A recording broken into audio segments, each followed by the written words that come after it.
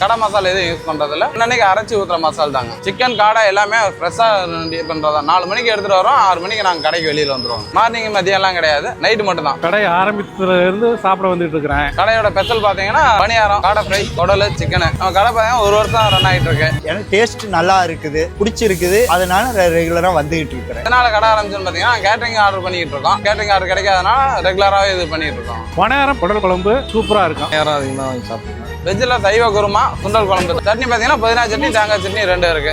இப்போ இங்கே தான் வந்து சாப்பிடுவாங்க.